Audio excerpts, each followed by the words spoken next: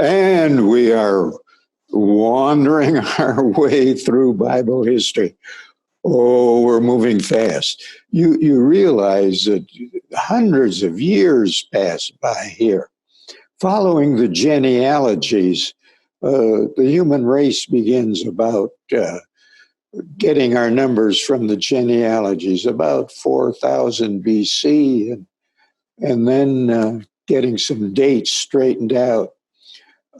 Abraham comes about 2000, and the Exodus from Egypt about 1500. Those are round numbers, of course, because round numbers are easier to remember. But the periods of Bible history is beginnings, Genesis 1 to 11, the patriarchal Genesis 12 to 50. The Exodus is the book of Exodus and Leviticus, Numbers, and Deuteronomy. And remember, Job comes back in the time of Abraham. And then we were to Joshua, the conquest of the land of Israel. And when they get in, and that's where we were last time, the fifth period of biblical history, number 1, beginnings 2, patriarchal 3, Exodus 4, conquest 5, the Judges. And the Judges is in the book of Judges, of course, and was a turbulent up and down time. They're under the thumb of their enemies. A judge rises up and delivers them. And there is no really continuing government, no stable government at the time. The people are in their tribes and so on. And when we come in the book of Judges to chapter 17, where we left off last week, it's about Micah. Now, he wasn't a judge, but it gives a sad, sorry, sinful incident that took place during his time. And it just shows how we need good government. And good people should produce good government, and good government helps to have people good. And then we come to the end of the book of Judges. But there's something you should mark before we leave the book of Judges. We're at chapter 21, the last verse, verse 25. And here it says, there was no king in Israel, no one in charge, no judicial system, no courts, of course. And people, it says, everyone did what was right in his own eyes. Chaos. Everyone has his own notion. Everyone has his own idea. Everyone has his own set of morals. They'd forgotten the law. Everyone, and that's really the key verse to the book of Judges. Everyone did what was right in his own eyes. Now I'm turning the page, and we're not through with the book of Judges. There's the little book of Ruth, which some have labeled as the most beautiful short story in all of literature. And if you have not done so, you want to sit down, forget the verses. Don't pay any attention to the chapters 2, 3, and 4. This is a continuous short story, better than any O. Henry ever wrote. And just read it from start to finish. It's a delightful story, especially if you are a lady. Is it a delightful story? We men do not like the book of Ruth too much because all the men die off. They're gone. They're gone. But the first verse time slots this book. It says, when the judges ruled. Now. So the book of Ruth comes during the time of the judges. And there's this little story about when the famine hits, a man of Bethlehem went to sojourn in Moab. Was on the other side, the east side of the Dead Sea. His name was Elimelech, chapter 2. His wife's name Naomi, and he had a couple sons. Well, before long, all these men died. Before you get out of what is now chapter 1, and only Ruth is left and her 2 daughters-in-law. The famine is finally over and they return and so on. And the big thing about the book of Ruth, it comes trailing in right on the end, something you're likely just to gloss over because it's one of those genealogy things again. Verse 18 of the last chapter, chapter 4, the generations of Perez, so on. And it says Boaz and then Obed, and Obed, the father of Jesse, and Jesse fathered David. Oh, Ruth is in the messianic line. And so that more than justifies this book being in the Bible. And there it is. And because she marries Boaz. And so that's important. But if you haven't read Ruth at one sitting, paying no attention to verses and chapters, it'll just take you a few minutes. Read this beautiful story.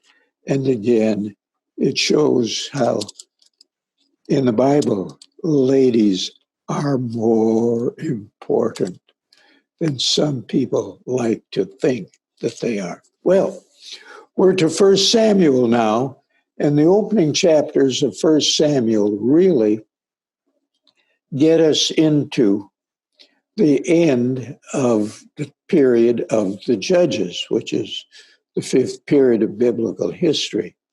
And there's this man, Elkanah, and his wife, Hannah. We forget him because Hannah's important. If you don't think that the ladies are important, especially some of you men, how did you get here without a mother? You know, oh, Hannah's important, but there's a problem. She's barren, and in that time, childlessness was a tragedy. And she's weeping, she's up at the place of worship. And it says, we're looking at chapter 1 of 1 Samuel, verse 3. And it says, Eli is the 15th judge. He's a judge and he's a priest. And the place of worship, as that verse says, is at Shiloh. So number 15 out in the margin, and you've underlined Eli. Now, she's going to have a child. And of course, he is born, and we're in chapter 2. She's praying, and but we need to back up here and get to Samuel, who is actually verse 20 of chapter 1. Due time Hannah conceived, bore a son, called his name Samuel. So he's judge number 16. And she gives him to the Lord. As soon as she's through nursing him, she makes a little coat for him, that famous coat, and takes him up, and he's living at the temple with Eli. Eli had two sons. Just because you're a servant of the Lord doesn't mean your children are going to go straight. And Eli's sons were rascals, bums, no goods. And you read about them in verse 17 of chapter 2. The sin of the young men was very great in the sight of the Lord. And so that's the end of him and of them. And Eli is aging, and chapter 3 is that famous Bible story about Samuel hearing his name called in the night. Samuel, Samuel, Samuel. And it's God calling him. Eli, even though a priest and a judge, obviously isn't walking closely to the Lord. But it's Samuel that God touches and raises up.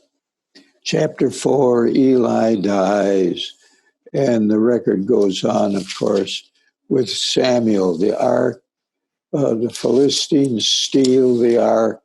It gives them all kinds of trouble. That by the ark, this is the ark of the covenant. Don't get your arks mixed. You know, Noah's ark was the boat that saved them in the flood.